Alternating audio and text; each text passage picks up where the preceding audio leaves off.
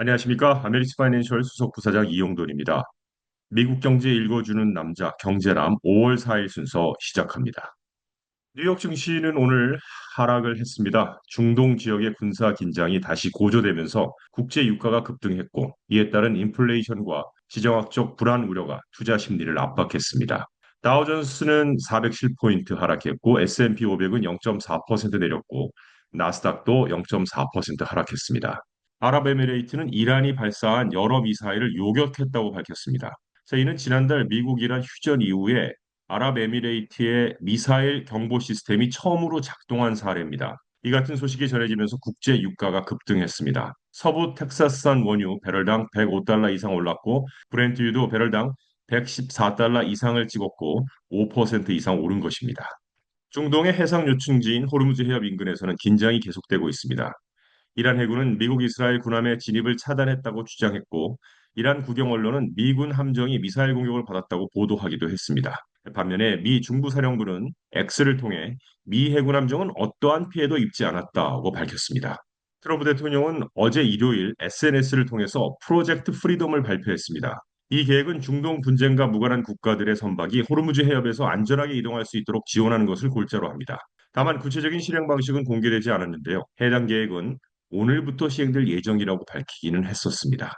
이라는 최근 미국으로부터 평화 제안에 대한 답변을 받았다고 밝혔습니다. 앞서 파키스탄을 통해 수정된 협상안을 전달했지만 트럼프 대통령은 이를 만족스럽지 않다고 평가한 것으로 알려졌습니다. 시장의 전망은 이렇습니다. 미국 투자회사 인프라스트럭처 캐피탈 어드바이저의 설립자인 CEO 제이 하트필드 씨는 이번 사태에 대해서 전쟁이 단기간에 끝날 가능성은 낮다고 평가하고 있습니다. 그런 이란이 핵 프로그램을 포기할 가능성도 낮아 보이고 결국 군사적 충돌 가능성이 시장의 부담 요인으로 작용할 수 있다고 분석했습니다. 그럼에도 불구하고 투자자들은 중동 리스크 완화 기대와 기업 실적 호조를 바탕으로 강세 심리를 유지하고 있습니다. 최근 증시는 사상 최고치 수준까지 상승한 상태입니다. 핫필드 씨는 지정학적 불확실성이 지속되더라도 S&P 500이 연말까지 8천선까지 상승할 가능성을 제시했습니다. 오늘의 경제 소식을 한 줄로 요약하자면 중동 긴장으로 단기 하락했지만 유가 상승과 함께 시장은 여전히 강세 기대를 유지 중이다라고 볼 수 있겠습니다. 한편 지난주 발표된 주요 빅테크 기업들의 실적이 전반적으로 시장 기대를 웃돌면서 인공지능 AI가 여전히 주식시장의 핵심 투자 테마로 자리 잡고 있다는 평가가 나오고 있습니다. 지난주 수요일과 목요일에 이렇게 빅테크들이 기업 실적을 발표했죠. 마이크로소프트는 클라우드 사업인 애저의 성장세와 AI 서비스 확장을 바탕으로 견조한 실력을 발표했습니다. 기업용 AI 도구인 코파일럿도 신사업이 본격적인 수익화 단계에 들어섰다는 점이 긍정적으로 평가됐습니다. 알파벳 역시 광고 사업의 안정적인 흐름과 클라우드 부문의 성장에 힘입어서 시장 예상치를 상회하는 실적을 내놓았습니다. AI 모델 경쟁에서도 뒤처지지 않는다는 점이 투자자들의 불안을 완화시켰습니다.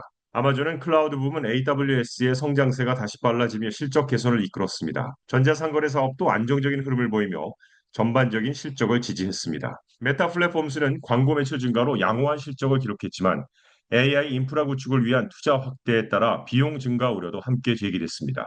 시장에서는 이번 실적 시즌을 통해 AI가 단순한 기대감을 넘어 실제 매출과 이익으로 이어지고 있다는 점이 확인됐다는 평가가 나오고 있습니다. 특히 클라우드, 반도체, 데이터 센터 등 관련 산업 전반으로 투자 흐름이 확산되는 모습입니다. 다만 기업들이 설비 투자가 빠르게 늘어나고 있다는 점은 부담 요인으로 지적이 되고 있는데요. AI 경쟁이 격화되면서 데이터 센터와 반도체 인프라에 대한 투자 규모가 커지고 있기 때문입니다.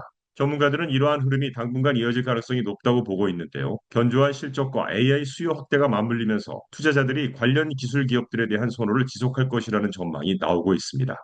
앞서 말씀드렸듯이 뉴욕 증시가 장중 혼조세를 보인 가운데 아마존의 물류 사업 확장 발표가 운송업종 전반에 큰 충격을 주며 관련 종목들이 일제히 하락했습니다. 반면에 인공지능과 암호화폐 관련 종목은 강세를 이어가며 업종별 차별화 흐름이 뚜렷해졌습니다. 먼저 아마존 물류 진출 소식부터 좀 보겠습니다. 아마존이 자체 물류 배송 서비스인 아마존 서플라이 체인 서비스 출시를 발표하면서 기존 물류 기업들이 크게 흔들렸습니다. 우선 보면 창고 운영과 보관 배송 준비 전문인 GXO 로지스틱스가 11% 하락했습니다. 물류업계의 최상위급 메가 기업인 UPS도 10%, UPS와 함께 글로벌 택배 양강을 보이고 있는 FedEx도 9%, 물류 중개 분야 대형 기업인 CH 로빈슨도 9% 하락했고 아마존 주가는 1% 상승했습니다. 시장에서는 아마존이 물류 배송까지 직접 담당하면서 기존 운송업체들과의 경쟁이 본격화될 것으로 보고 있습니다. 벅스 헤더웨이는 약 1% 상승했는데요. 신임 CEO 그렉 아벨이 연례 주주총회에서 견조한 실적을 강조하고 회사 분할 계획이 없다고 밝히면서 투자자들의 신뢰를 높였습니다. 반도체와 AI 종목은 혼조세를 보이고 있는데요. 글로벌 파운드리즈는 4% 상승했습니다. AI 자동차 통신 등 고부가 반도체 시장 성장 기대감과 목표주가 상향이 반영됐습니다. 반면에 어드밴스드 마이크로 디바이스는 약 5% 하락했는데요. 투자은행 HSBC가 2026년 공급 환경 우려를 이유로 투자 의견을 매수에서 보유로 하향 조정한 영향입니다. 노르지안 크루즈라인은 8% 하락했습니다. 중동 분쟁으로 인한 유가 급등이 연료비 부담을 키우며 연간 실적 전망이 하향된 것이 원인입니다. AI 기반 여행 산업 기대가 급등했는데요. 글로벌 비즈니스 트래블 그룹은 57%나 급등했고 AI가 여행 산업 구조를 바꿀 것이라는 기대와 함께 대규모 인수 소식이 반영되며 투자 심리가 급격히 개선됐습니다. 한편 바이오테크, 즉 생명공학 회사인 셀큐리티는 18%나 상승했습니다. 유방암 치료제 임상 3상에서 생존기간 개선 효과가 확인되면서 주가가 급등한 것입니다. 이커머스에도 변화가 기대되고 있는데요. 이베이는 약 7% 상승했고요. 게임스탑이 약 555억 달러 규모의 인수 제안을 내놓으면서 업계 구조 변화 기대감이 반영됐습니다. 다만 게임스탑 주가는 6% 하락했습니다. 암호화폐 관련 종목들은 규제 완화 기대와 비트코인 상승 영향으로 일제히 강세를 보였습니다. 식품주도 상승했는데요. 타이슨 푸드는 약 3% 상승했습니다. 예상을 웃도는 실적 발표로 안정적인 수익성과 매출이 확인됐습니다. 자, 전체 시장의 핵심을 좀 요약해보면 시장 흐름은 업종별로 뚜렷하게 갈렸다고 볼 수 있겠고요. 아마존이 물류 산업 구조 자체를 흔드는 중이고 AI 반도체는 강세지만 종목별로 차별화가 있고 암호화폐는 규제 명확화와 기대에 급등했고 유가 상승으로 여행, 항공, 크루즈는 부담이 증가됐습니다.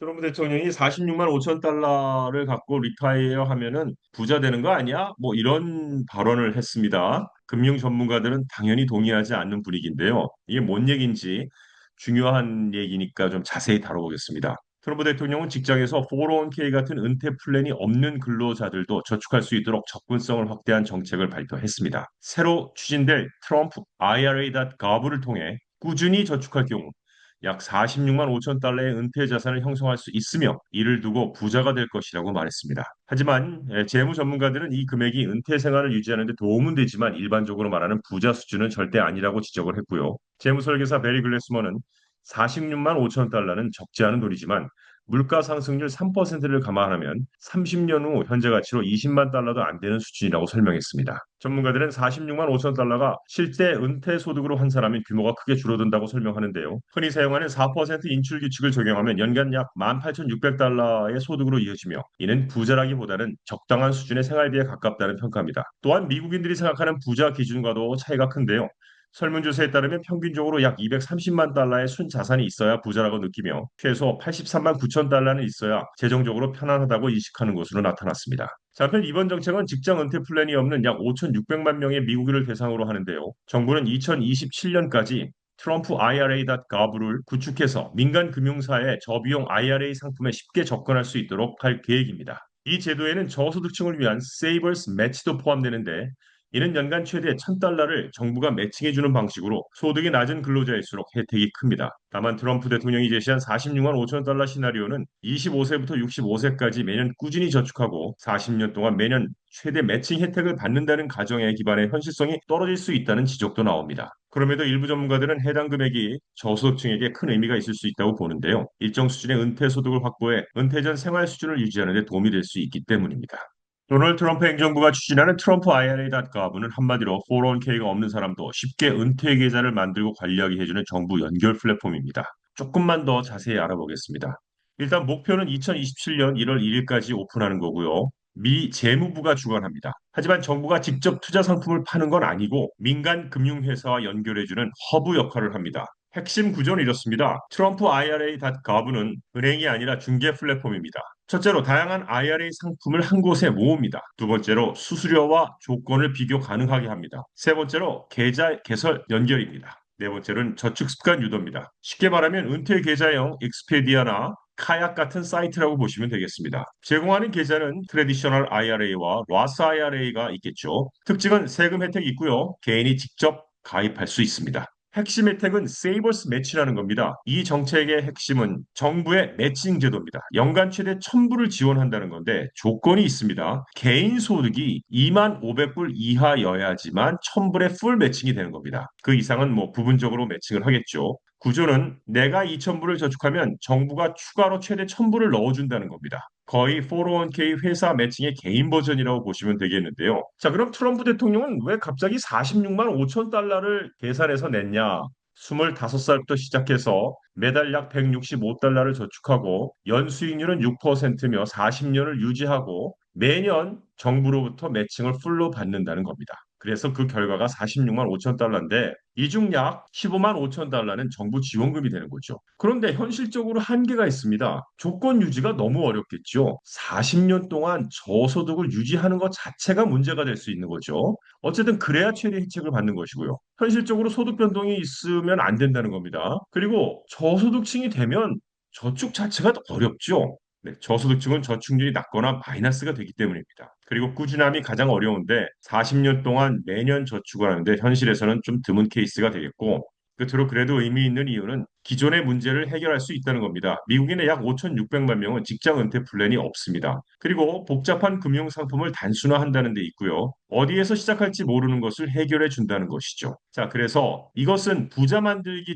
정책은 아니라고 봐야 되고 저축을 시작하게 만드는 정책이다라고 보면 되겠습니다. 다시 한번 정리하면 트럼프 IRA.gov는 정부가 직접 돈을 굴리는 게 아니라 개인이 쉽게 은퇴 투자를 시작하게 만들어주는 플랫폼입니다. 부자 만드는 시스템이라기보다는 아무것도 안 하는 사람을 저축하는 사람으로 바꾸려는 정책이라고 보면 되겠습니다.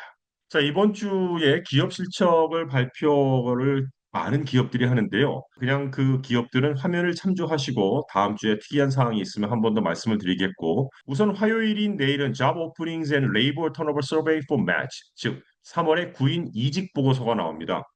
뭐 이거는 노동시장의 수요를 측정하는 것이고 기업들이 사람을 얼마나 뽑는지도 보는 것이고 구인이 많으면 경기가 강하고 금리 인하가 어렵고 구인이 감소하면 경기 둔화 신호라고 보면 되겠습니다. 수요일은 4월에 ADP 고용보고서인데 민간 고용보고서죠. 비농업 고용의 선행 지표가 되겠습니다. 해석하면 강하면 경기는 견조한 것이고 약하면 경기는 둔하다. 뭐 이렇게 보면 되겠고 금요일이 중요합니다. 금요일이 Jobs Reports for April 4월의 넘펀 페이롤입니다. 늘 말씀드리지만 가장 중요한 지표가 되겠죠. 신규 일자리 수와 실업률과 임금 상승률을 다 볼 수 있으니까요. 자, 이번 주는요. 졸츠와 ADP와 NFP 고용 데이터의 3연타입니다. 연준의 금리 방향 결정의 핵심이 되는 것이 연속으로 나오니까 한번 주목해 보셔야 될 것 같습니다. 이상 미국 경제 읽어주는 남자 경제남을 마칩니다. 좋은 한 주 되십시오. 고맙습니다.